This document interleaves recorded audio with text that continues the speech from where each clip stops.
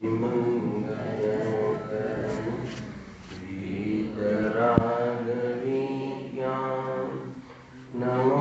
ताहि जाते भये हरि महा करि मंगल करियो महा ग्रंथ करण को कान जाते मिले समाज सब पावे निज पद आत्म रूप अद्भुत याइन की बवसीरुत आत्म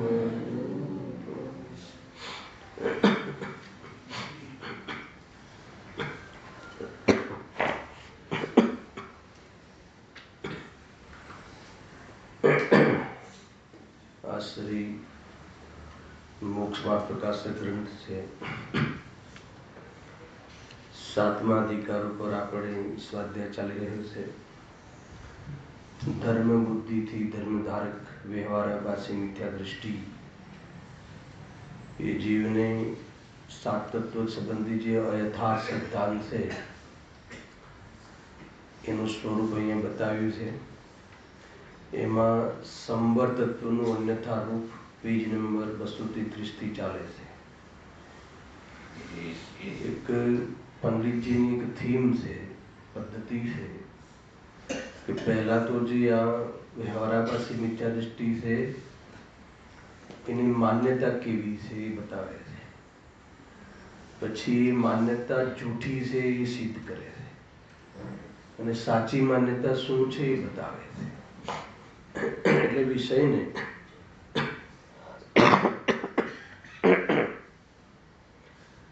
પૂરી રીતે અહીંયા ન્યાય આપે છે. એમાં જે સંવરના 6 ભેદ કયા હતા, કયા? ગુપ્તિ, સમિતિ, ધર્મ, અનુપરીક્ષા અને પરિચય જય. તત્વાર સૂત્રમાં સંવરના 6 પ્રકાર કયા. તો આ જે 6 પ્રકારે જે સંવર તત્વ કહ્યું છે એ તત્વ સંવરનું બાહ્ય સ્વરૂપ છે અથવા એ વ્યવહાર સંવરનું સ્વરૂપ છે. હવે વ્યવહાર સંવરના સ્વરૂપનું શાસ્ત્રથી જાણકારી લે છે, એ પ્રમાણે આચરણ પણ કરે છે, પરંતુ એ વ્યવહારના માધ્યમથી જે પરમાર્થ પ્રગટ કરવાનું હોય છે, વિતરાગ ભાવને પહોંચવાનું હોય છે, એ કાર્ય કરતું નથી. એટલે વિતરાગ ભાવ એ સંવર ભાવ છે એનું ભાષણ નથી, પણ એના નિમિત્તમાં થતી જે ક્રિયાઓ છે એ ક્રિયાઓનું ભાષણ છે. અને ક્રિયાઓ કરી અને સંતુષ્ટ થાય છે અને સ્વરૂપની પાસે પહોંચવાનું ચૂકી જાય છે. આ વાત અહીંયા કહી છે.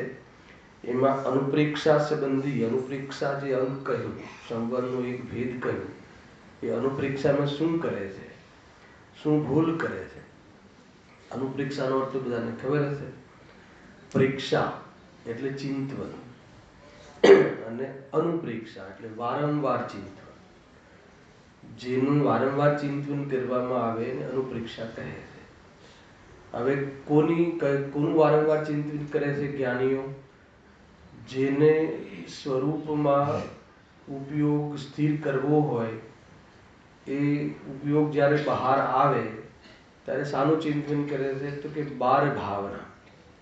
એને વેલ નોન છે કે 12 ભાવનાઓનું ચિંતન મુનિરાજ વિશેષ કરે છે, ગૌણપણે જ્ઞાનીઓ પણ કરે છે, અને આત્માર્થી જન જેને આત્મદ્રષ્ટિ કરવી છે એવા જીવો પણ 12 ભાવના, અનિત્ય આદિ ભાવનાઓનું ચિંતન કરે છે. શું કામ કરે છે એ વાત સમજવા જેવી છે. અનિત્ય છે, અસરણ છે, એકત્વ ભાવના છે, સંસાર ભાવના છે, અસુચિ ભાવના છે. આ બધી જે ભાવનાઓ છે, ભાવનાઓનું ચિંતન શું કામ કરે છે?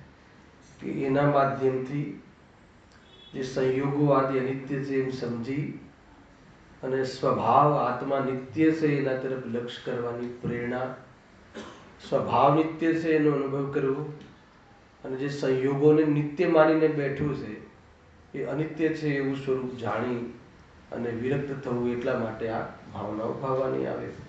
તો ભાવના તો ભાવે છે, વૈરાગ્ય ભાવનાઓ છે આ બધી. વૈરાગ્ય અને શોકમાં અંતર છે. અને આપણે પ્રાયઃ શોકને વૈરાગ્ય સમજીએ છીએ, અને નિરાજ વૈરાગ્ય ભાવના ક્યારે ભાવે છે? નિરંતર. અને આપણે વૈરાગ્ય ભાવનાઓ ક્યારે ભાવીએ છીએ?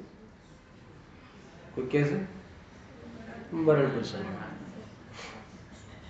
મરણ પ્રસંગ આવે એટલે શોકમાં, યદ્યપિ એનો નિષેધ નથી, પરંતુ માનો કે ઘરનું વાસ્તુ હોય ત્યારે વૈરાગ્ય ભાવના બોલાય કે ના બોલાય? કહો. એને મારો આ પ્રશ્ન ચંદ્રકાંત. અહીંયા તો કહીએ છીએ બોલાય, પણ જયારે આપણે ઘરે એવો પ્રસંગ આવે અને કોઈ એને મારા જો વ્યક્તિ આવીને બાર ભાવના ચાલુ કરી દે, પાઠ કરે રાજા રાણા ચિત્રપતિ હાથીન કે અસવાર, કે ભાઈ અહીંયા કોઈનું મરણ નથી, એટલે વૈરાગ્ય ભાવના જાણે મરણમાં જ ગવાતી હોય એવું નથી. મુનિનાથને કોનું મરણ છે? ખરેખર તો અજ્ઞાનના મરણ માટે, અસ્થિરતાના મરણ માટે આ ભાવનાઓનું ચિંતન કરવામાં આવે છે. એના નિમિત્તથી એને યથાર્થ સમજી વિચાર કરી ઉપયોગને સ્વરૂપમાં લગાવવાનું મૂળ પ્રયોજન છે. પરંતુ આપણને એમ લાગે છે જાણે રાજા રાણા ચિત્રપતિ બોલે ને તો શોકથી બોલે, કે જાણે રાજા રાણા ચિત્રપતિ હાથીન કે અસવાર મરના સબકો એક દિન એને અપની અપની બાર, તો આમ દુઃખી રીતે નહીં બોલે. તો ત્યાં ખરેખર તો મરના સબકો એક દિન, અપની અપની બાર એટલે શું? હર એના યોગ્ય સમયમાં દરેકે આ દેહનો વિયોગ થવાનો છે. એટલે તું દેહના વિયોગને મુખ્ય નહીં કર. જે વિયોગ થવા છતાં પણ અનાદિ અનંત રહે છે એને જો. વૈરાગ્ય ભાવના આનંદની જનની છે એમ કહ્યું. ચડાળ આવશે તમારે. વૈરાગ્ય ભાવના આનંદની જનની છે, વિરક્તિ કરાવે છે, રાગની રુચિ છોડાવવાની નું કાર્ય કરે છે, એ સ્વભાવ તરફ પ્રેરણા આપે. પણ બારે ભાવના સાંભળીને કોઈ અને વ્યવહાર પરમાર્થને પ્રેરે છે, પરમાર્થ તરફ લક્ષ્ય ન કરે, માત્ર એને ભાવના કરે, વિચાર કરે, ચિંતન કરે, એને ગાવામાં બોલવામાં એનો પ્રયોગ કરે, પરંતુ એનો ભાવ વાસિત ન થાય. ભાઈ આ પર્યાય સંયોગ અનિત્ય છે અને હું નિત્ય છું, હું નિત્ય છું એમ બતાવું છે અનિત્ય બતાવીને. પણ અને જે દલબલ દેવી દેવતા માત પિતા પરિવાર મરતી વીર્યા જીવ કો કોઈ ન રાખના હાથ, એટલે શું? એ બધા આશરણ છે. એને ખરેખર તો આત્મા આશરણ છે, કોઈને એની શરણની જરૂર જ નથી. અને એ રીતે લેવું જોઈએ. એ દરેક ભાવનાઓ માર્ગ છે. સ્વભાવ તરફ જવા માટેનું એક ચિંતન છે, સ્વભાવ તરફ જવા માટેનો મેસેજ છે કે બહારમાં તું જ્યાં રોકાયો છે, જેનો આશ્રય લીધો છે એ અધ્રુવ છે, શરીર અસુચિ છે, આત્મા સૂચિ સ્વરૂપ છે, શરીરમાં મળેજ ભરેલું છે, એમાં ગમે એટલું નાવા ધોવામાં ઉપયોગ નહીં બગાડ. ખ્યાલ આવે કે નહીં? એ રીતે છે. બીજું શું કરીએ છીએ નાવા ધોવામાં? આ દેહની પૂજામાં દિન રાત વિતાવું છું, એને કિંમતી સમય જીવનનો રાખમાં મિલાવું છું. એ ગોરખ ધંધો કરે છે. તો એ રીતે અનિત્યાદિ ભાવનાઓ એટલા માટે ભાવવામાં આવે છે. પણ હવે આ જો આને કઈ રીતે લીધું છે, ક્યાંથી ઉઠાવે છે? નિષેધ નથી, પણ એ સંવર્ત તત્વ સંબંધી ભૂલ ક્યાં ચાલે છે?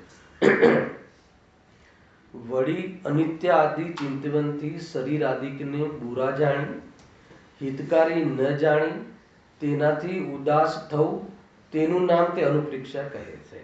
ખ્યાલ આવે આમાં? હે ને? અહીંયા ઉદાસ નો અર્થ નારાજગી છે. હે ને? આ તો ભૂલ કરે છે ને. શરીર અસુચિ છે તો ગ્લાની કરે છે. શરીર તો અસુચિ છે, છોડો, જોવા જેવું નથી. એને આમ કોઈ ગંધ આવે ને નાક પર રૂમાલ મૂકવાનો ભાવ આવે તો એ કયો ભાવ છે? ગ્લાની ભાવ છે, દ્વેષ ભાવ છે. તો અહીંયા કહે છે કે શરીર આદિ પ્રત્યે દ્વેષ ભાવ નથી કરવાનો. એ તો શરીરને પહેલા તો સૌથી પહેલા એ જડ છે, હું ચેતન છું, પહેલા તો એ નક્કી કરવાનું. કોઈ બી જગ્યાએ ગઈકાલે રાત્રિમાં વૈરાગ્યમાં લીધું હતું ને, રાત્રિમાં કે સૌથી પહેલા આ પત્ની છે નિર્ણય નથી કરવાનો. પહેલા તો એ ભગવાન છે, હું પણ ભગવાન છું, અને પછી વર્તમાનમાં જે રિલેશન છે એનું યથાર્થ જ્ઞાન કરો કે પત્નીનો રોલ છે તો બરાબર ચાલશે. ખ્યાલ આવે કે નહીં? એટલે સૌથી પહેલા શરીર છે એ મલિન છે પછી જોશું. પહેલા તો આપણું છે જ નહીં.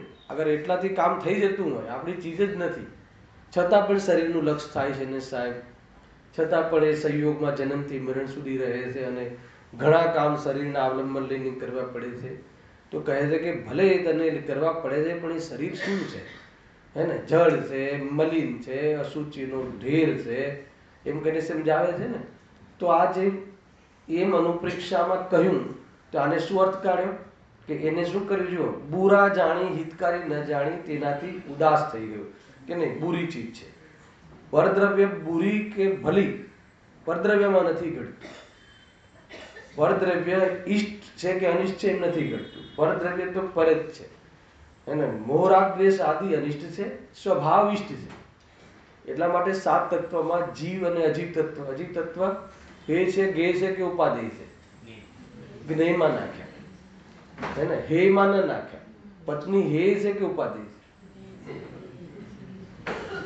ભગવાન શિવંદર ભગવાન હે છે કે ઉપાદેય છે? જ્ઞેય છે એટલે ખ્યાલ છે. જ્ઞેય છે તો ખબર છે, પણ જ્ઞેય છે એટલે એ ખ્યાલ છે શું છે. અને આપણે શાસ્ત્રમાંથી તો એ જ્ઞેયમાં, જ્ઞેયના ખાતામાં નાખો. જ્ઞેય છે એટલે શું? બોલો. હા, એમનાથી મારું પ્રયોજન નથી સધાતું. હે ને, માત્ર જાણવા રૂપ મારા જ્ઞાનમાં જ્ઞેય માત્ર છે. હે ને, અને રાગાદી બી તો જ્ઞેય છે, પણ કેવા જ્ઞેય છે? હે રૂપ જ્ઞેય છે. હે ને, એ અનિષ્ટ ચીજ છે. એ રીતે હવે ભાઈ જયારે અધ્યાત્મ આવે ને તો અધ્યાત્મની આ ચાલ છે. અધ્યાત્મ એટલે શ્રદ્ધાના વાત આવે ત્યારે આ ચાલ છે. ઘણા છે મને બતાવો, કુદેવ હે કે સુદેવ હે? હે ને, કુદેવ ઉપાદે કે સિમંદર ભગવાન ઉપાદે? બહુ ભારે પડી જાય છે ને. હવે તો ભેદ કરવું જ પડશે ભાઈ. એ બાહ્યના આચરણમાં વ્યવહારમાં જે ભેદ છે, ભેદ છે, પરંતુ જયારે દ્રષ્ટિનો વિષય આવે, જ્યારે ત્યારે ભગવાન આત્માની વાત આવે ત્યારે બંને પરદ્રવ્યમાં જાય છે. ખ્યાલ આવ્યો કે નહીં? કુદેવ સંસારમાં ડૂબાડે એમ નહીં, અને સિમંદર ભગવાન સંસારથી તરાવે એમ નહીં. આ વાત સમજમાં આવી જોઈએ ભાઈ. દૃષ્ટિ પ્રધાન મોક્ષ માર્ગની આ વાત આમ ચાલે છે. પછી જ્યારે રાગ આવે તો કોની પાસે જવું એનો વિવેક રાખજે. એ બધી આગળના સ્ટેપ બધા હોય છે. એ રીતે છે. જો અહીંયા બહુ કન્સેપ્ટ જોરદાર લીધો છે. વળી અનિત્ય આદિ ચિંતનથી શરીર આદિકને બુરા જાણી હિતકારી ન જાણી, હે ને. હવે આમાં કેટલી બી ચર્ચા થઈ શકે કે શરીર હિતકારી છે કે હિતકારી. હું કહું કે રોગિષ્ટ શરીર હિતકારી છે કે હિતકારી? સ્વસ્થ શરીર હિતકારી છે કે હિતકારી? તો કે શરીરના હિતકારી છે કે ન હિતકારી છે? શરીરની બુદ્ધિ અહિતકારી છે અને શરીરથી ભિન્ન પોતાના આત્માને જાણવાનો ભાવ હિતકારી છે. બસ ખાલી એનું માધ્યમ છે, બાકી કોઈ શરીર સાથે લેવા દેવા છે નહીં. અને તેનાથી ઉદાસ થવું તેનું નામ તેનું પ્રેક્ષા કહે છે. હવે જો કેવું ઉદાહરણ સમજાવે છે. પણ એ તો જેમ કોઈ મિત્ર હતો ત્યારે તેનાથી રાગ હતો અને પાછળથી તેના અવગુણ જોઈને ઉદાસીન થયો. શું જોઈને? અવગુણ જોઈને ઉદાસીન થયો. તેમ શરીર આદિથી રાગ હતો પણ પાછળથી તેના અનિત્યતાદિ અવગુણ દેખી આ ઉદાસીન થયો. પછી શું લખ્યું છે? પરંતુ એવી ઉદાસીનતા તો દ્વેષ રૂપ છે. જો સ્વભાવની દ્રષ્ટિ વગર ઈષ્ટ અનિષ્ટની બુદ્ધિ છૂટ્યા વગર કોઈ વ્યક્તિ કોઈનાથી, હે ને, રાગ મટાડવા માટે પણ સંબંધ છોડે છે તો દ્વેષ કરી નાખે. આ ગેરંટી છે. જ્યાં સુધી ઈષ્ટ અનિષ્ટ બુદ્ધિ પર પદાર્થોમાં ન ઈષ્ટ છે કે ન અનિષ્ટ છે, હે ને, પર પદાર્થ જ્ઞેય માત્ર છે, સ્વભાવ જ એકમાત્ર આશ્રય રૂપ છે. અને રાગાદી જે થાય છે એ વિકાર છે, કરવા લાયક નથી, હોય છે, મારી ચીજ નથી એવી પૂરી દરેક તત્વની યથાર્થ દૃષ્ટિ કરે અને જે બાહ્યના પદાર્થો સાથે એનો જે સંબંધ ઓછો થાય, મટે, તો સમજ લેવાનું કે વિરક્તિ છે. અને સ્વભાવનું અનુસંધાન થાય એ વિતરાગતા છે. શું કહ્યું? આના કે નહીં, બહારના પદાર્થો સાથે જે વિરક્ત રહે એ વૈરાગ્ય છે, ખ્યાલ ને? અને સ્વભાવનું અનુસંધાન વધે એ વિતરાગતા છે. આખી ચાલ આ રીતે છે. પણ આ સમજ્યા વગર નહીં. આપણે તો ભાઈ, આપણે કાલે પણ આવ્યું હતું થોડું ઘણું આ ચર્ચા કે લગ્ન બગનમાં જવું નહીં. હવે જવું નહીં તો પછી કેમ ના જવું? રાત્રિ મેં લગ્ન કરે છે, એને પાર્ટી પ્લોટ પર લગ્ન કરે છે, ઘાસ પર, હે ને, પૂરા ઘાસ ઉપર. જો બે પ્રકારના ઉપદેશ લેજો આમાંથી. એક તો એમાં થાય નહીં, આપણા પ્રસંગો રાત્રિમાં ના થાય, પાર્ટી પ્લોટમાં ના થાય, જે બધા ઘાસ બાસ ઉગાડે એમાં ના થાય. પણ આ હું વ્યંગમાં લઉં છું અત્યારે. આ એટલે આપણે નથી જતા. કેમ નથી જતા? પાપ કરે છે. પાર્ટી પ્લોટમાં એ ઘાસ ઉપર તો લોકોને જમાડે છે, ભલે સવારે સમયસર વાંચે, પછી આ રીતે. તો આ તું વિરક્ત થયો કે દ્વેષ કર્યો? કહેલાયું કે નહીં? તો આ રીત નથી વિરક્ત થવાની. વિરક્ત થવાની તો એને જ્યાં સુધી ભગવાન આત્માની દૃષ્ટિ ન થાય અને એ જીવ પણ ભગવાન ન દેખાય, તો જ પછી ત્યાં સુધી દોષ અને ગુણનો વિભાગ થવો અસંભવ છે. નિયમથી દ્વેષમાં જશે. ઘણા લોકોને એમ કહીએ ને કે તમે એની જોડે ઝઘડા નહીં કરો, સારી વાત નથી. તો કે નહીં, હવે તો આપણે બોલતા જ નથી.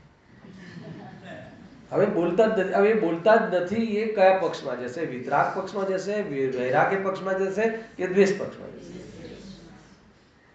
ખ્યાલ કે નહીં ભાઈ? કાં તો રાગ છે, કાં તો દ્વેષ છે. એ છે વિતરાગ તો ત્યારે જ હોય કે જ્યારે સ્વભાવની દૃષ્ટિ હોય. અનુપ્રેક્ષાનું આ છે નિર્ધાર. ઘણી વાર આપણે પકડમાં નથી આવતું કે આપણે એનાથી વિરક્ત થયા છીએ કે શું થયું છે. ઘણી બધી બાબતો છે ભાઈ, હે ને? બહુ ક્રમ છે. તમે ઓલી ચોપડી વાંચી ને જીતુભાઈ, બહુ સરસ અભ્યાસ કરો તમે. પેલી પ્રતિમાઓનો બહુ ક્રમિક વિકાસ છે વિતરાગતાનો. એક એક પ્રતિમાઓ તમે આગળ વધો ને તો ક્રમિક વિકાસ છે. કે પહેલા બ્રહ્મચર્ય મતલબ વિષય ભોગ, જે વિષય ભોગનો નિષેધ થાય, અભાવ થાય, પછી વેપારનો નિષેધ થાય છે. 8મી પ્રતિમામાં વેપારનો અભાવ થાય છે. એના પહેલા બ્રહ્મચર્ય પ્રતિમા છે. એટલું લોજિકલ છે, અને બહુ વૈજ્ઞાનિક પદ્ધતિ છે. પહેલા વિષય ભોગની ઈચ્છાઓ ન મટે, હે ને, અને એના પહેલા વેપાર મટાડે, નિવૃત્ત થઈ જાય તો ગોટાળો થઈ જાય. એને પહેલા ભોગની પ્રવૃત્તિથી નિવૃત્ત થવાનું કહ્યું છે અને બધી વેપારની પ્રવૃત્તિથી નિવૃત્ત થવાનું કહ્યું છે. બહુ મનોવિજ્ઞાન છે એમાં. ખ્યાલ આવે કે નહીં?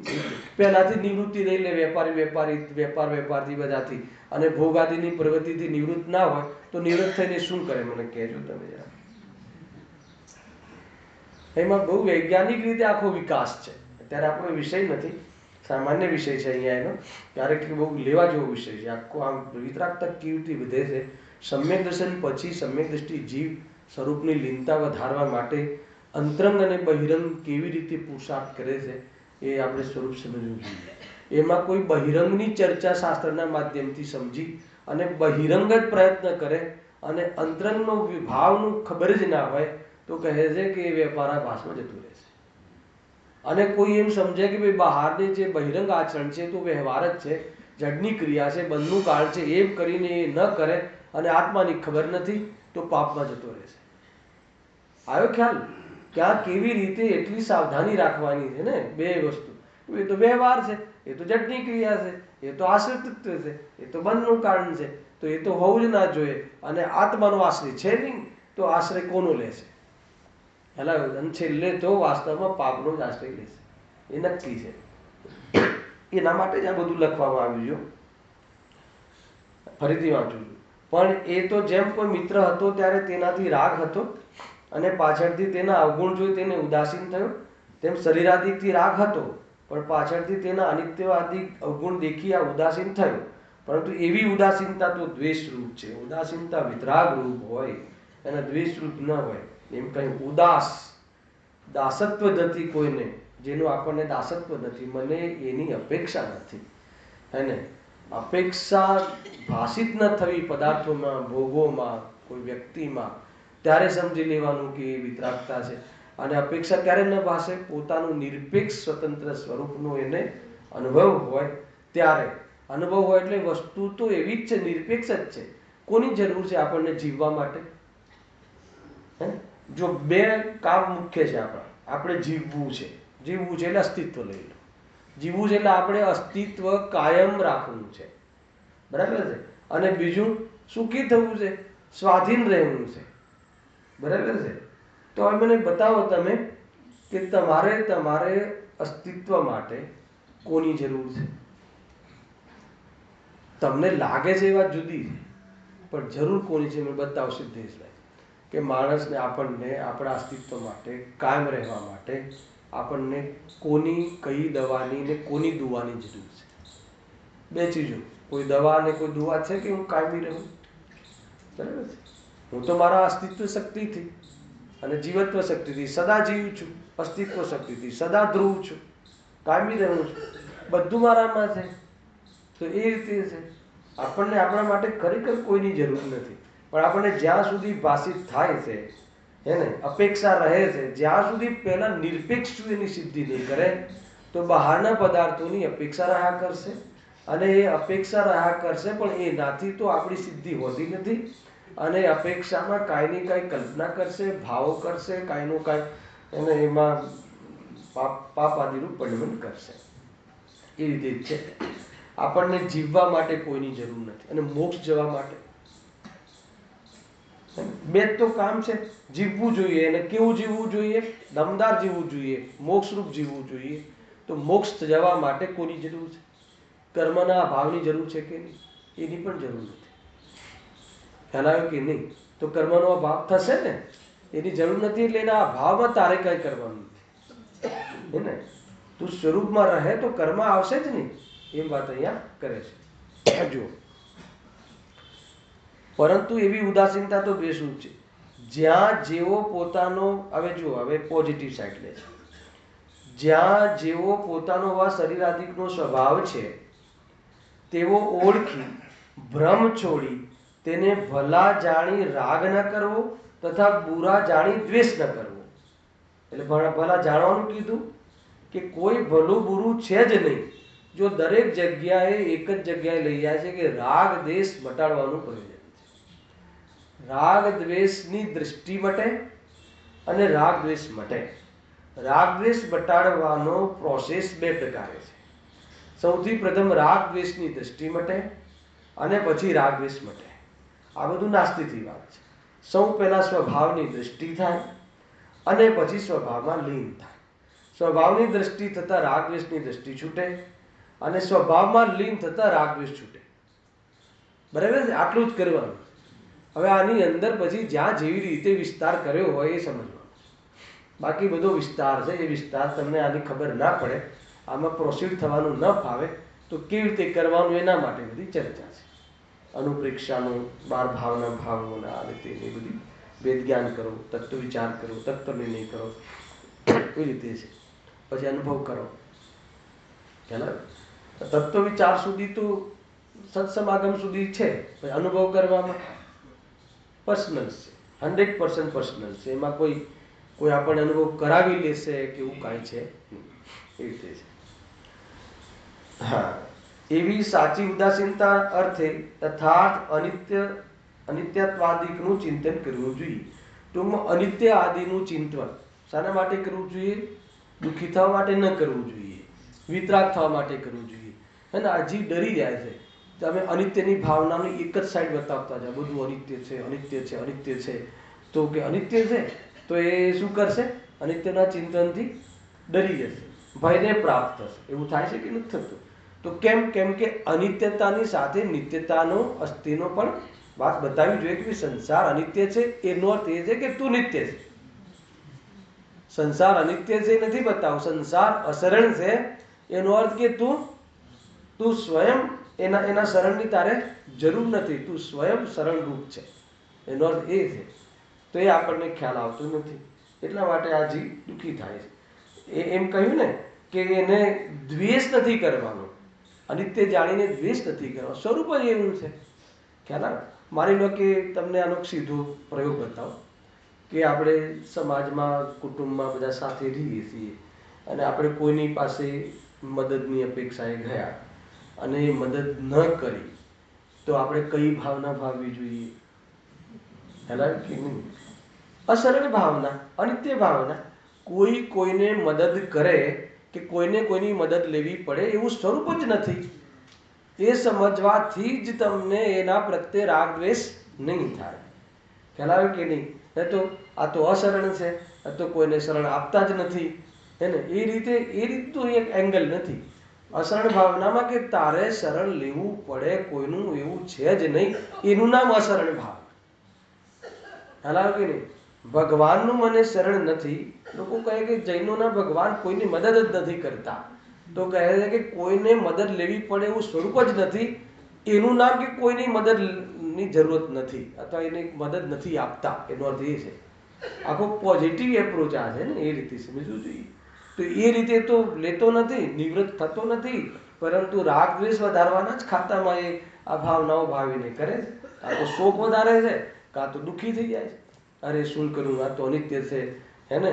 કોઈ રહ્યા નહીં, કોઈ રહેવાના નથી, હું પણ જવાનો છું, અને એમ કરીને દુઃખી થાય.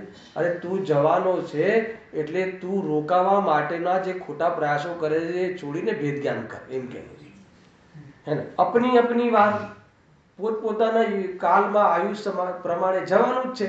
જવાનું છે એટલે કે તું એને પછી રોકાવા માટે કે જીવવા માટે તું જે ખોટા ભક્ષનું સેવન કરે છે અને ખોટા દોરા ધાગા કરે છે અને જે કરે છે એ બધું છોડી દે.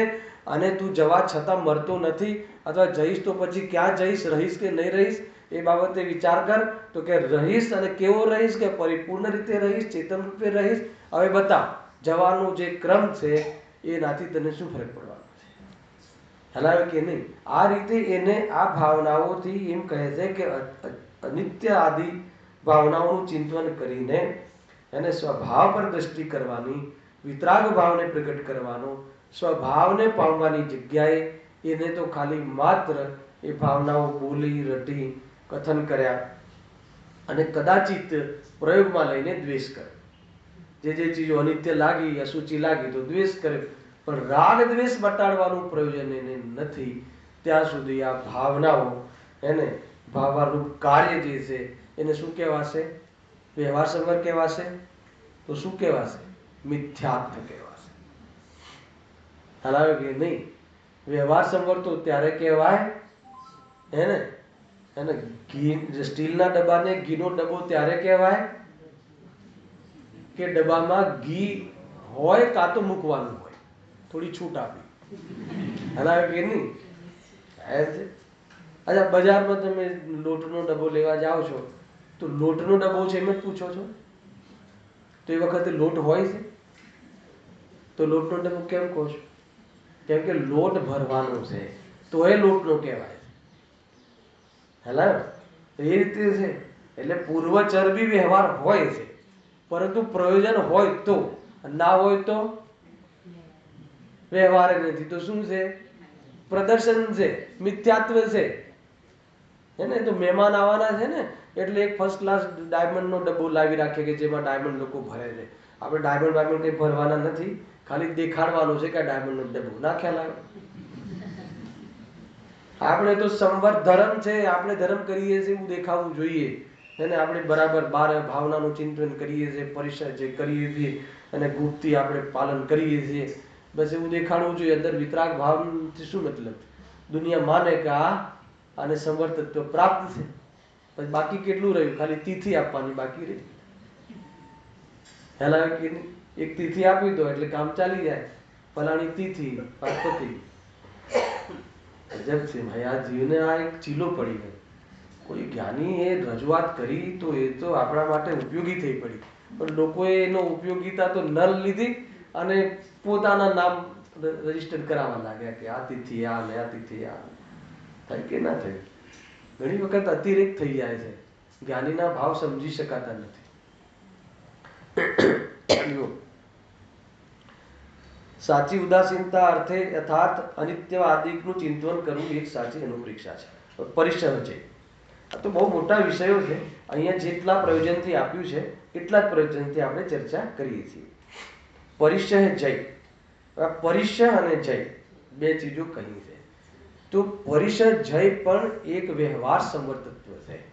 અને પરિસહો વખતે જે પરિસહ એટલે ખ્યાલ આવે ને, બહારમાં એવી પરિસ્થિતિ, બહારમાં એવી પરિસ્થિતિ ગરમીની, ઠંડીની, ક્ષુધાની, તૃષાની, પછી આ મચ્છર આદિની એવી પરિસ્થિતિઓ થાય છે ને, જંગલમાં મુનિરાજ રહે છે તો એ પરિસહ કહેવાય છે એને. હવે પરિસહ જ્યારે આવે ત્યારે પરિસહ પર વિજય પ્રાપ્ત કરવો. તો વિજય પ્રાપ્ત કરે છે એટલે શું અને કેવી રીતે, એમાં સંવર ક્યાં આવ્યું? તો એના એ ભેદ જ્ઞાન દ્વારા એ પરિસ્થિતિમાં આત્માનું લક્ષ્ય કરવું, એ પરિસહોને પરિસહ જાણીને, યથાર્થ પરિસ્થિતિ જાણીને સ્વભાવ તરફ જવું, એનું નામ પરિસહ જય છે. બરાબર છે? અહીંયા લીધું છે. બહુ જબરજસ્ત નાનું ટૂંકું ઉદાહરણ આપ્યું છે. વળી ક્ષુધાદિક, ક્ષુધા નામનો પણ એક પરિસહ, સ્ત્રી પરિસહ છે, અજ્ઞાન પરિસહ છે, જ્ઞાન પરિસહ છે, 22 પ્રકારના પરિસહ છે. હેલા ને? મુનિરાજને અજ્ઞાન પણ પરિસહ, અજ્ઞાન એટલે એને કયું અજ્ઞાન? મુનિરાજને અજ્ઞાન કયું હોય? ઔદૈક અજ્ઞાન. શ્રીભૂતિ મુનિરાજને ઔદૈક અજ્ઞાન, નવકાર મંત્ર યાદ બી ના રહે તો એને જીતે છે. શું જીતે છે? કે જે અજ્ઞાન છે એ એક ક્ષમનો ભેદ છે. એના કે એને હું તો જ્ઞાન સ્વરૂપ છું.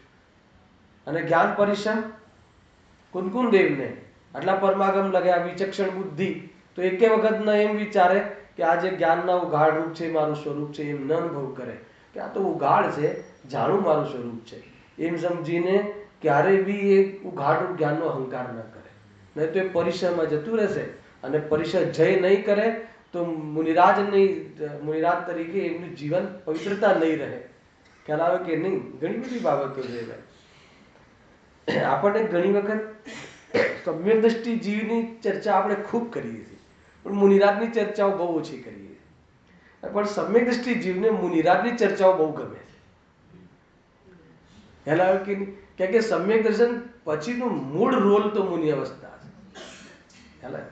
મુનિ વગર મોક્ષ નથી, એ અકાટ્ય સિદ્ધાંત છે. આ ધ્યાન રાખજો. અને સમ્યક દર્શન વગર સાચી મુનિ દશા હોતી નથી, એટલો જ અભર નિયમ છે.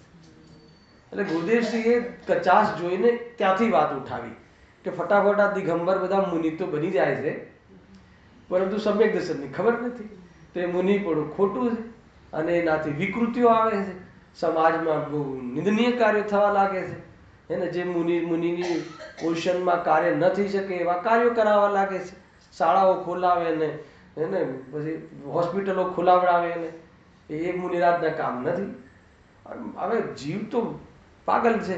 બસ મુનિરાજનું એક ફરમાન આવ્યું હોય કે 100 કરોડ જોઈએ છે, અહીંયા 4 બાંધવાનું છે, તો ઢગલા થઈ જાય છે. આજે બી થાય છે ને? આજે બિપિન આજે બી થાય છે કે નથી થતું? શિખરજી ભયમાં છે. એક ફોન કર્યો એક મુનિરાજે તો કે જાઓ એની પાસે, શેઠ પાસે, કેટલા રૂપિયા? નો લિમિટ. શિખરજીને બચાવો. મુનિરાજનું આપણને એમ લાગે કેટલું જોરદાર મુનિરાજનું વર્ચસ્વ છે. મને એક ભાઈએ વાત કહી, મેં એમને એમ કીધું કે આ મુનિરાજનું વર્ચસ્વ દેખાય છે તને? મને એવું લાગે છે કે આ મુનિરાજનું સ્વરૂપ જ નથી. હરાયો કે નહીં? એનું સ્વરૂપ જ નથી. ભાઈ બહુ બધી દુનિયાને તો ભગવાન એક ગુરુ જોઈએ છે તો ગુરુનું જે કહે ફરમાન હે ને, કરોડો રૂપિયા આખા મુમુક્ષુ સમાજ ન આપે એટલા રૂપિયા એક સાથે આપવા લોકો રેડી છે. જે ગેર મુમુક્ષુ પાસે રૂપિયા પુષ્કળ છે અને આપવા બી રેડી છે એક જ અવાજમાં. જોઈ લો હસ્તિનાપુરના મંદિરો જોઈ લો, એને આપણે જોતા રહી જઈએ એવા મંદિરો છે. ત્રિલોકનાથ મંદિર ને પેલું ત્રિલોક મંદિર ને હજુ ચાલુ જ છે. 200 કરોડ તો ખર્ચાઈ ગયા, પણ સમ્યક દર્શનની ખબર નથી, આત્મદર્શનની ખબર નથી, સાચા જૈન ધર્મની ખબર નથી. બહુ મોટી વિડંબના છે. આ દર્દ છે, જ્ઞાનીઓનું દર્દ છે. આ જ્ઞાની એમ કહે છે કે ખરેખર અમને આનું દર્દ છે, એને ખરેખર તો રાગનું દર્દ છે. પરિસર જયમાં જુઓ, વળી ક્ષુધાદિક લાગતા તેના નાશનો ઉપાય ન કરવો. પરિસજયમાં સાંભળ્યું, બહુ જબરજસ્ત વાત. પરિસજયમાં માનો કે ક્ષુધાદિનો પ્રસંગ આવ્યો, તો એમાં તેના નાશનો, ક્ષુધાદિને મટાડવાનો ઉપાય ન કરવો, એને પરિસજય કહે છે. એટલે ખ્યાલ આવે. અને પરિસજયમાં એક સ્વરૂપ બી છે. તો હવે કેવી રીતે છે સમજો. પરિસ કોને કહેવાય, પરિસજય કોને કહેવાય, અને પરિસજય સંબંધી ભૂલ કોને કહેવાય? તો પરિસ એને કહેવાય કે ક્ષુધાનો પ્રસંગ આવે, પરિસ કહેવાય, પરિસ્થિતિ થઈ. હવે પરિસ, જે પરિસજયની ભૂલ કોને કહેવાય? કે જ્યારે ક્ષુધાનો પ્રસંગ આવે તો ક્ષુધાનો ઈલાજ તો ન કરે પણ કષ્ટથી ભોગવે, એનું નામ પરિસજયની ભૂલ. ખ્યાલ આવ્યો? એને કષ્ટ કરીને ભોગવે. હવે પરિસજય કોને કહેવાય? કે ક્ષુધાનો પ્રસંગ તો આવે પરંતુ દુઃખી ન થાય, એને પરિસજય કહેવાય. બહુ મોટી વાત છે. આમાં તમને એમ લાગશે કે શું છે, મનોવિજ્ઞાન છે, અને આની પાછળ સમ્યક દર્શન અને વિતરાગતા કામ કરે છે. હે ને? અણહારી આત્મા આપણને, અને હું તમને ખોલું થોડું, બતાવો કે આપણે કોઈ મુનિરાજ રોજ આહાર પર આવે છે. ઋષભદેવ મુનિરાજ આવતા હતા ને 6 મહિના સુધી, હે ને? પહેલા તો 6 મહિના આહાર પર ઉતર્યા જ નહીં. તો આહાર પર ઉતર્યા જ નહીં, અનશન કર્યું, સમજો. તો એ પરિસ કહેવાય કે તપ કહેવાય? એ તપમાં જશે કે એમને સ્વયંને વિકલ્પ નથી ભોજનનો, આહારનો. પછી એમને વિકલ્પ આવે છે, વિકલ્પ આવે છે, ક્ષુધા એમને પ્રસંગ આવે છે, ક્ષુધાનો દોષ પ્રગટ થાય છે, એટલે રોજ આવે છે ગામમાં. તો એને શું કહેવાય? પરિસ કહેવાય. હવે આપણને કેવું લાગે છે કે રોજ આવે છે પણ બિચારા મુનિરાજને ભોજનનો, આહારની વિધિ નથી મળતી. બિચારા લાગે છે મુનિરાજ, આપણને દયા આવે છે મુનિરાજ ઉપર, તો કહે છે કે તને ખ્યાલ જ નથી મુનિરાજ. એ મુનિરાજને પરિસજય આવે છે, ઉપયોગમાં આવે છે, એટલે આવે છે, પણ નથી મળતું. તો મને મારા સ્વરૂપમાં જવાનો અવસર મળ્યો એમ સમજીને એક વાર પણ, હે ને? નહીં તો હવે એને એવું ના થતું હોય, આ મારા વિચાર હે, કે એમને એવું નહીં થતું હોય કે જ્યારે, હે ને, મારો જન્મ થવાના પહેલા આ દેવો રત્નો વરસાવતા હતા, જન્મ વખતે બી રત્નો વરસાવ્યા, અને દીક્ષા વખતે તો પેલી શું કહેવાય, પાલખી ઉઠાવવા માટે ઝઘડો કર્યો, અને મારા આ હાર સંબંધી તો કાંઈ પણ એ જોતા નથી. થોડુંક એક સપનું આપી દે, થોડી વિક્રિયા વૃદ્ધિથી કોઈને સપનું વપનું આપી દે, એવું થતું હશે. તો એ પરિસજય ન થયું અગર એવો ભાવ આવી જાય તો. અને એક વાર પણ ન આવે, કેમ કે એમનું એ પ્રયોજન જ નથી. એની ભૂમિકાનો એક વારનો રાગ આવે છે, જાય છે, અને એ પ્રમાણે પોતાના પરિણામની પરીક્ષા કરે છે. પોતાના ભોજનનો ભાવ આવ્યો છે એમાં, અને પરીક્ષામાં પાસ થાય છે કે અરે આ તો, હે ને, મારે સ્વરૂપમાં જવાનો હોલ, હે ને, 25-30 મિનિટ જેવી બચી કે ન બચી, હર અંતર મુહૂર્તમાં તો એ જાય જ છે, ભલે ભોજ આહાર લેતા હોય તો બી, પરંતુ આ કન્ટિન્યુટીનો મને એક અવસર મળ્યો એમ સમજીને સુખ દુઃખી થતા નથી. આ રીતે જો આહાર, આ લોકોને એમ લાગે ને કે ભાઈ કોઈ બી રીતે ક્ષુધા લાગે પણ ભોજન કરવું નહીં, અને કષ્ટથી જ ધર્મ થાય છે, થોડું કષ્ટ સહન કરવું, એનાથી શું થાય? ધર્મ થાય. પહેલા કષ્ટ સહન કરીએ પછી શું થાય? સુખી થવાય. એવી સોચ છે કે નહીં આપણી સિદ્ધે? ભાઈ થોડું દુઃખ ભોગવો, પછી એનાથી શું થશે? સુખી થવાશે.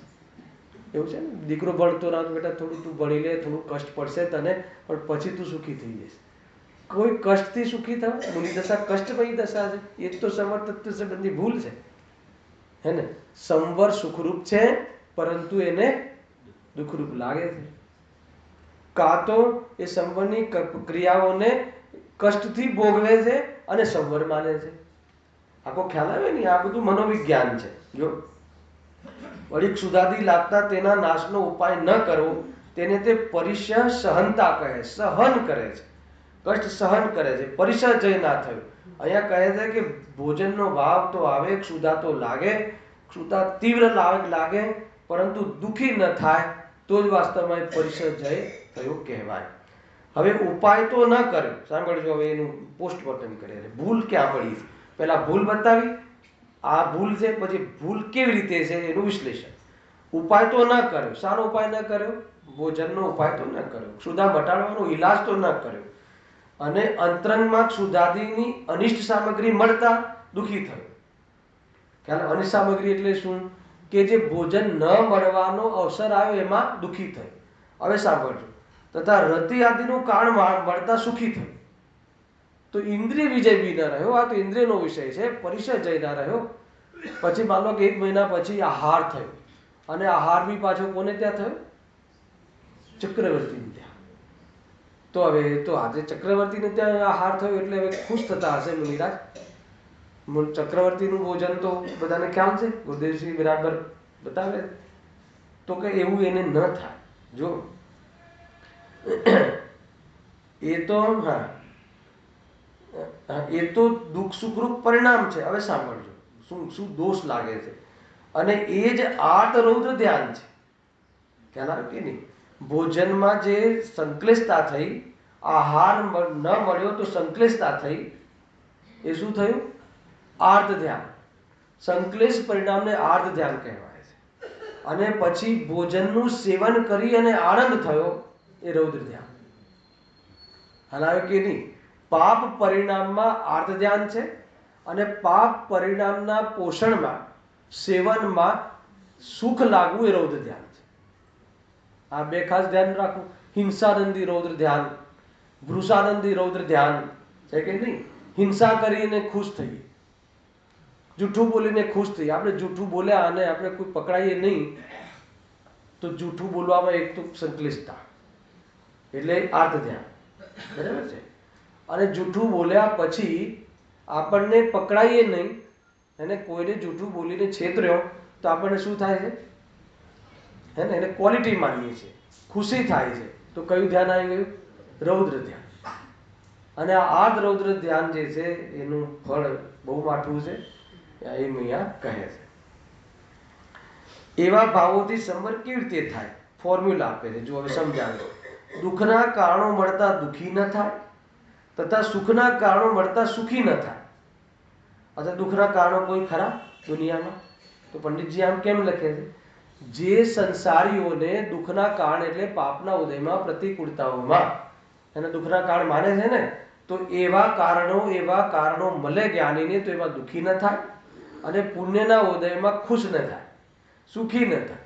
ઉદાહરણ સમજીએ. અને કોઈ મુનિરાજ શિલા પર બેઠા છે, ગરમ ગરમ શિલા પર ધ્યાનમાં બેઠા, તડકો ચડી ગયો માથે, પણ ઉપયોગ ધ્યાનમાં લાગ્યું છે. તો બતાવો મને કે ત્યાં દુઃખી થતા હશે કે નહીં થતા હોય? એકદમ ગરમ શિલા તપવા લાગી, ઉપરથી બી તાપ છે, પથ્થરમાંથી બી ગરમી આવે છે, ખ્યાલ? તો એ ઊભા થઈને દોડીને કોઈ ઠંડકના જે સ્થાન શોધતા હશે કે નહીં શોધતા? ન શોધે. સહજ એમને વિકલ્પ આવ્યા દર્શન કરવાનો તો ઊભા થાય, આહારનો આવે તો જાય. પરંતુ બહુ બળાય છે એટલે હું છાયડામાં જાઉં એવો ભાવ આવી જાય તો એ મુનિ નથી. નવાય લાગશે. ખ્યાલ આવ્યો કે નહીં? ચલો, દુઃખી નથી, કેમ નથી થતા? બધા કેમ નથી થતા?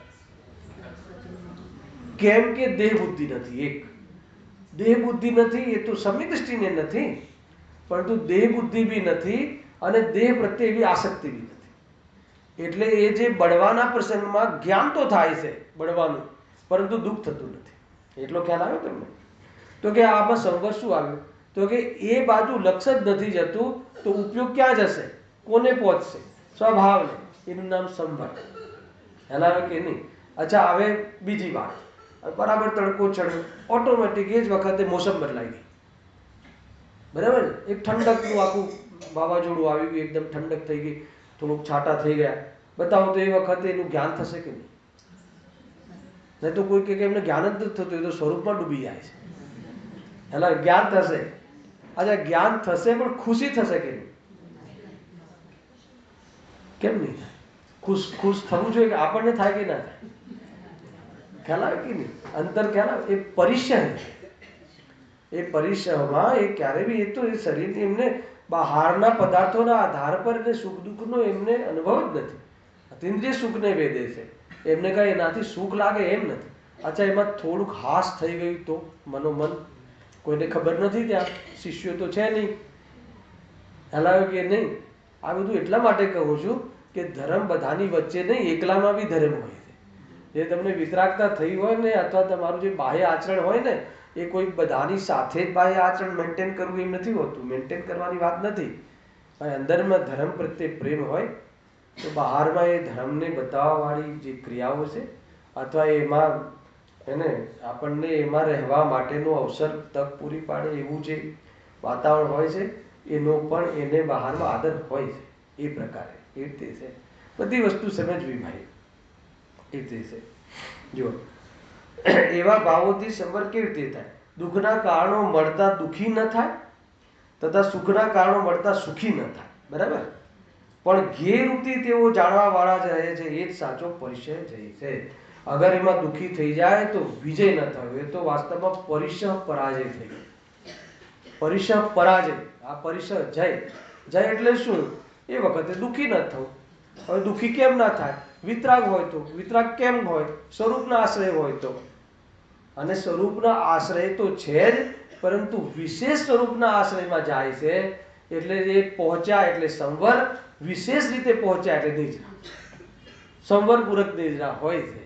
એને એ રીતે સમજવું બહુ અદભુત છે. આજે નિદ્રાધિકાર ચાલી રહ્યો છે તમારે. એને 193-94 કથાઓ છે. નિદ્રાધિકાર છે એમાં ભોગના કાલમાં પણ નિદ્રા હોય છે. એ વાત ચાલે છે ને. ભોગના કારણે કે ભોગના કાલમાં?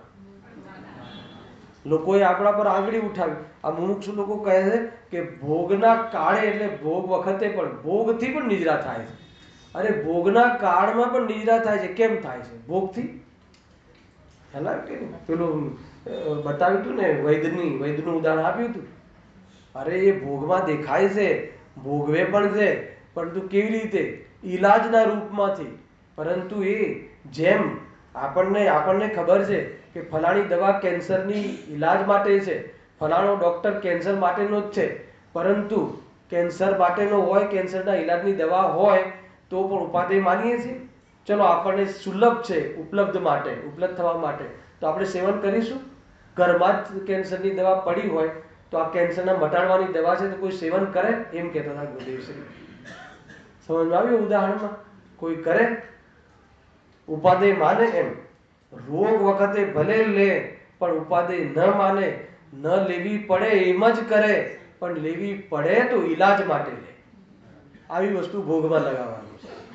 ન લેવું પડે પહેલા એમ જ કરે, છતાં ન રહેવાય તો લે, પણ ઈલાજ રૂપથી કરે.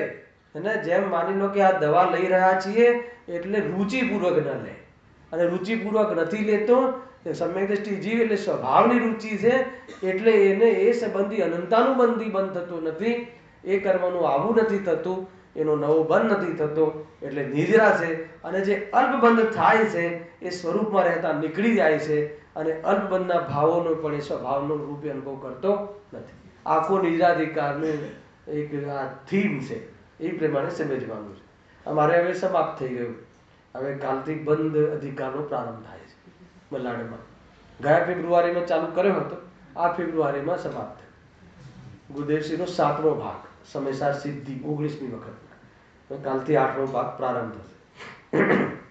એક અધિકાર 1.5 વર્ષ અમે સ્વાધ્યાયમાં લઈએ છીએ, શાંતિથી એ રીતે કરીએ છીએ. જો શું કહે છે એ રીતે આ પરિસર જયનું પણ એ શું માને છે? પરિસર જયમાં એ શું માને છે? એમ માને છે કે ભાઈ સુજાદી આવે તો એમ કહે એનો ઉપાય ન કરો, જમવું નહીં, બસ ગમે એમ કરીને કષ્ટ કરીને પણ ભૂખ્યા રહેવું. બરાબર છે? તો એ કહે છે કે એમ નહીં, કષ્ટ ન લાગવું એ પરિસર જય છે. હા, એ રીતે છે. હવે કષ્ટ કેમ ન લાગે? કેમ કે એને એક જ્ઞેય લાગે છે, જ્ઞાનીને. એને પોતાનું સ્વરૂપમાં ભેળવીને અનુભવ જ નથી કરતો, એટલા માટે એ સંવરને પ્રાપ્તિ કરે છે, વારંવાર સ્વરૂપમાં જઈ વળે છે અને મોક્ષ માર્ગ વધારે છે. એ રીતે લીધું. હવે એક અંતિમ એમને અંગ લીધું છે ચારિત્ર. જબરજસ્ત છે. આ બેની ચર્ચા આપણે અત્યારે કરીએ છીએ. જુઓ, એના પછી નિદ્રા તત્વના શબ્દાની હવે થતા આવશે, એટલે આપણો નિદ્રાધિકાર બી ચાલે છે અને નિદ્રા તત્વની બી ચર્ચા ચાલશે નેક્સ્ટ ટાઈમ. એમાં તો બહુ સરસ પ્રશ્નોત્તરના રૂપમાં ચર્ચા કરી છે. જો હવે ચારિત્ર, વળી હિંસા આદિ સાવધ્ય યોગના ત્યાગને ચારિત્ર્ય માને છે. બરાબર છે? તો ચારિત્ર કોને કહેવાય? હા, તો આ વ્યવહાર ચારિત્ર છે. પહેલા આને સમજો કે વ્યવહાર ચારિત્રમાં શું કહ્યું. હિંસા આદિ સાવધ્ય યોગના ત્યાગને, બરાબર. તો પહેલા એ સમજો કે સાવધ્ય યોગ કોને કહેવાય, હે ને. આ રીતે નહીં સમજો તો નહીં સમજાય, બરાબર છે. સાવધ્ય યોગ, યોગ કોને કહેવાય? મન વચન કાયાની ચેષ્ટાનો યોગ કહેવાય. હવે મન વચન કાયાની ચેષ્ટા સાવધ્ય, વદ્ય સહિત, હે ને, મનની ચેષ્ટા, મનમાં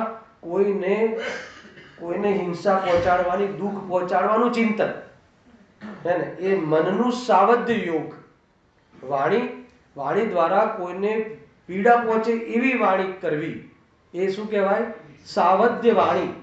એ સાવધ્ય યોગ, વાણી યોગ. અને કાયાને નુકસાન પહોંચાડવું, કોઈના પ્રાણોનો ઘાત કરે એવી આપણી કાયાની ક્રિયા, એ સાવધ્ય યોગ. જોયા વગર ચાલવું, ગમે એમ ચાલવું, એને એ રીતે છે. મંદિરમાં દર્શન બી કરીએ તો બી પાછળવાળાને દર્શન થશે કે નહીં એનું આપણે વિવેક નથી કરતા. એનું જેમ થવું એમ થાય, આપણે તો દર્શન થાય છે ને, તો કે ક્યારે નહીં થાય એવી સોચપૂર્વક ભગવાન દેખાય નહીં. નિર્મલ ભગવાન કેવી રીતે દેખાય, નિર્દોષ ભગવાન કેવી રીતે દેખાય, એવા દોષને મનમાં રાખી, દાઢમાં રાખી અને ભગવાનના દર્શન કેવી રીતે સંભવશે? નિર્દોષ ભગવાન, વિતરાગ ભગવાન, નિર્દોષ પરમાત્મા એ છે. જો હવે અનુસંધાન કરો. વળી હિંસા આદિ સાવધ્ય પાપકારી યોગના ત્યાગને ચારિત્ર્ય માને છે, એટલે પાપની ક્રિયા તો ન કરે. હવે જો ત્યાં જે સાવધ્ય ક્રિયા એટલે મહાવ્રતની ક્રિયા, એને અહિંસા, જે હિંસા, જૂઠ, ચોરી, કુશી, પરિગ્રહ, એના ત્યાગમાં કયા મહાવ્રત છે? અહિંસા મહાવ્રત, અને પછી અચૌર્ય મહાવ્રત, એ બધા મહાવ્રત છે ને. સત્ય મહાવ્રત, એ પ્રમાણે. તો એ બધા મહાવ્રતની જે ક્રિયાઓ છે કેવી છે? સાવધ્ય યોગના ત્યાગની ક્રિયા છે. સાવધ્ય યોગનો ત્યાગ મુનિરામને આ ક્રિયાના દ્વારા વર્તે છે. તો આ ક્રિયા કઈ ક્રિયા છે? સંવર ક્રિયા છે. કઈ સંવર ક્રિયા છે? વ્યવહાર સંવર ક્રિયા છે. કેમ વ્યવહાર સંવર ક્રિયા છે? કેમ કે એવા પરિણામો હોય, મૃદુ પરિણામો હોય તો જ હર અંતર મુહૂર્તમાં આત્માને પહોંચાડે છે. ખ્યાલ આવે કે નહીં? એક બીજું, એવા જ અવસરમાં આત્માને પહોંચવાનો પુરુષાર્થ થાય છે. આ રીતે આને સમજવું જોઈએ. જો એમાં એવું છે ને, પાપમાંથી સીધું ક્યારેય બી શુદ્ધમાં જવાતું નથી. તીવ્ર કસાયમાંથી નિષ્કસાય થવાતું નથી. મંદ કસાયના અંદર નિષ્કસાય થવાનો પુરુષાર્થ થાય છે, અને મંદ કસાયનો પણ અભાવ થાય છે, અને નિષ્કસાયની પ્રાપ્તિ થાય છે. આ સમજવું. જો પાપ પરિણામ છે ને, એ સ્વરૂપથી પતિત કરાવે છે. સાંભળજો, પાપ પરિણામ તીવ્ર કસાય સ્વરૂપથી પતિત કરાવે છે. પુણ્ય પરિણામ કસાયની મંદતામાં સ્વરૂપનો પરિચય થાય છે. હલાવે કે નહીં? અને જે સ્વરૂપને પરિચય કરી લે છે એ શુદ્ધ પરિણામ છે. આ ત્રણ વસ્તુ છે. સમજમાં આવ્યું? સ્વરૂપથી પતિત કરાવે એ પાપ, સ્વરૂપનો પરિચય કરાવે એ પુણ્ય પરિણામ, એ જ સાચું પુણ્ય પરિણામ. અને સ્વરૂપને ઓળખી લે એ વિતરાગ પરિણામ. હવે આપણે જે પરિણામમાં શું થયું? ફરીથી બોલ. હા, જે સ્વરૂપથી પતિત કરાવે એ પાપ પરિણામ, બરાબર છે. પાપ પરિણામ આવે ને તો એ સાંભળે જ નહીં, સ્વરૂપનું સાંભળે જ નહીં. તીવ્ર કસાય આવે, તીવ્ર ભોજનની કસાય, કે અણાહારી આત્માની વાત નહીં. અત્યારે તો શાંતિથી શ્રીખંડ પૂરી ચાલે છે હમણાં. એ સમજવા જ તૈયાર નહીં થાય. પક્ષ અપક્ષ નો નહીં સમજવા તૈયાર, કારણ કે ગ્રહતા આવી, તીવ્રતા. સ્વરૂપથી પતિત કરાવે એ પાપ છે, અને સ્વરૂપનો પરિચય કરાવે એ પુણ્ય છે. પુણ્ય એને જ સાચું માનવું કે જે સ્વરૂપનો પરિચય કરાવે, એ સિવાય બાકીના પુણ્યને પુણ્ય નહીં માનવું. હેલાનો આ પ્રયોજનાત્મક પરિભાષાઓ છે. બાકી પુણ્ય તો પુણ્ય છે જ, પરંતુ આપણને એને જ પુણ્ય માનવું, બરાબર છે. અને સ્વરૂપનો પરિચય થઈ જાય એ વિતરાગ પરિણામ, શુદ્ધ પરિણામ, ધર્મ પરિણામ. આ પ્રકારે ત્રણ પરિણામોનું મોક્ષ માર્ગમાં એને એ પ્રમાણે એનું સ્વરૂપ સમજવું એ રીતે છે.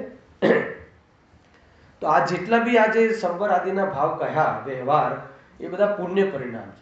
જો તમને એની પરિભાષા છે, તમે નયનો અભ્યાસ કર્યો છે, બરાબર છે, કે પુણ્ય પરિણામને વ્યવહાર કહેવાય છે, અને શુદ્ધ પરિણામને નિશ્ચય કહેવાય છે, અને પાપ પરિણામને ન નિશ્ચય કહેવાય છે, ન વ્યવહાર કહેવાય છે. મોક્ષ માર્ગના પ્રકરણમાં યદ્યપિ પાપને પણ આત્માનું કહેવું એ વ્યવહાર છે. એ સમયસારના નિશ્ચય વ્યવહારની વ્યવસ્થા છે. પણ મોક્ષ માર્ગનો જે નિશ્ચય વ્યવહારની વ્યવસ્થા છે, નિશ્ચય મોક્ષ માર્ગનો વ્યવહાર મોક્ષ માર્ગમાં પાપ સામેલ નથી. નિશ્ચય મોક્ષ માર્ગ એટલે વિતરાગતા અને વ્યવહાર મોક્ષ માર્ગ એટલે શુભ ભાવ. બરાબર છે. હવે જે વ્યવહારની પરિભાષા તમે શું ભણો છો કે પરમાર્થને પ્રેરે તે વ્યવહાર અને પરમાર્થને પામે તે નિશ્ચય. એ જ બે ભાષાઓ કીધી, ભાષા બદલી બે. શું કહ્યું? પરમાર્થને પ્રેરે એ વ્યવહાર એટલે પુણ્ય શું કરાવે છે? પરમાર્થને સ્વરૂપને બતાડે છે. બતાડે છે કે પમાડે છે? પમાડે છે વ્યવહાર આકાશ, બતાડે છે વ્યવહાર નહીં. પણ બતાડે છે પણ જોવે તો એ વ્યવહાર નહીં. કેટલી વાતો કહી, આમાં ક્યાં ઉભા છીએ આપણે જોઈ લેજો ચંદ્રકાંતભાઈ. બતાડે તો છે પણ આપણે જોતા નથી, તો પછી શાનો વ્યવહાર? હે ને? મંદિર તો જઈએ છીએ પણ મંદિર જઈને જે કરવાનું છે તો કરતા નથી, પછી શાનું મંદિર? આત્મા શુદ્ધ તો છે પણ કોને? જીતુભાઈ, ઉપાસવામાં આવતો થકો શુદ્ધ છે સમયસા. હે ને? જે ઉપાસતો નથી એને શુદ્ધ નથી? એને શુદ્ધ છે પણ એને શુદ્ધ છે કે નથી શું મતલબ? ઉપાસતો જ નથી. અનાદિ અનંત ભગવાન તો છું, પરંતુ ભગવાન છું એને જેને જોવો જ નથી, એને છે કે નથી એનાથી શું મતલબ? ખ્યાલ આવે? આ જે ભાષાઓ જે છે ને, કેટલીક વ્યંગાત્મક ભાષાઓ છે, કેટલીક પ્રેરણા માટે ભાષાઓ છે. વ્યંગ કરીને બી પ્રેરણા આપવી. શું મતલબ તારે ભગવાન છે કે નહીં? આપણે નથી કહેતા બાપાને કે તમે કરોડપતિ છો પણ અમને તો અમે તો ભિખારી જ છીએ. શું મતલબ? તમે 1 રૂપિયો વાપરવા તો આપતા નથી. શું કરવાના કરોડો રૂપિયા? છે કે નહીં? કહે છે કે નહીં? તું કહે છે કે નહીં બેટા પપ્પાને? એ રીતે છે ભાઈ, બહુ સમજદાર. હે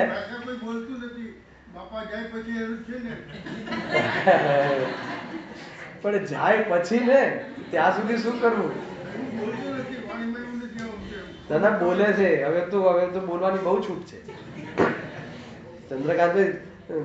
દરેક ના છોકરા ચેતનભાઈ જેવા દીકરા મળી જાય તો બહુ સરસ. એ ના બોલે. અમારા દીકરાઓ તો બોલે. અમારા દીકરાઓ તો એવું બોલે છે કે જો તમે છે ને પુણ્યશાળી જીવશો એમ, એટલે તમે સ્વર્ગમાં જવાના નક્કી. તો એ મને એમ કે કંઈક વાત સારી કહેશે કે તમે સ્વર્ગમાં જાઓ ને તો ત્યાંથી અમારું ધ્યાન રાખજો, કોઈ થોડીક સોના મહોરો નાખજો. આ ખરેખર કહું છું. આ મને એકવાર એને સિરિયસલી કહ્યું. આજે આવ્યો નથી, બાકી આ એને પૂછી લેજો. મને એમ કે કદાચ તમે જશો સ્વર્ગમાં જશો, ત્યાંથી કદાચ ભગવાન પાસે તમે જશો, ગુરુદેવસિંહને મળશો, તો હે ને એ વાત થોડી અહીંયા પહોંચે એવું અવધિ જ્ઞાન જોડજો. અમે કોરા ના રહી હે ને, એવી ભાવના આત્માર્થી જનોને એવી ભાવના હોવી જોઈએ. હે ને? એ રીતે છે. યદ્યપી પોતાના જ ઉપાદાન પર તાકાત લગાવવી જોઈએ, છતાં કદાચિત રાગ આવે તો કેવો આવે? બીજું તો શું પ્રયોજન છે? આપણે એકબીજાને મળવાનું શું પ્રયોજન છે? કે ભાઈ આમાં એકબીજાને સ્થિર કરજો, એકબીજાને આમાં તમે સ્થાયી થાવ એવી જાતેનું જીવન રાખજો. બીજું તો શું છે? બાકી તો શું છે પ્લસ કેવી રીતે સંભવે છે ઉદય પ્રમાણે હોય ને. હું બહુ ચાહું કે ઋષભને આખી દુનિયાની મિલકત મળી જાય, તો મારા ચાહવાથી શું છે? કે ઉદય પ્રમાણ છે. અને આપણું ઓલું છેલ્લું વાક્ય તો યાદ રાખવાનું, મળી જાય તો એ શું છે? તમારે એ યાદ રાખવાનું, મળી જાય તો એ શું છે? ભાઈ બહુ બધી બાબતો છે. ચારિત્રવાળી જે ચર્ચા છે એ આપણે નેક્સ્ટ શનિ રવિએ આપણે ચાલુ જ રાખીશું. અષ્ટાનિકામાં મલાડ હોવા છતાં બી શનિ રવિ આપણે આગળ ચલાવીશું. સહેજાનંદ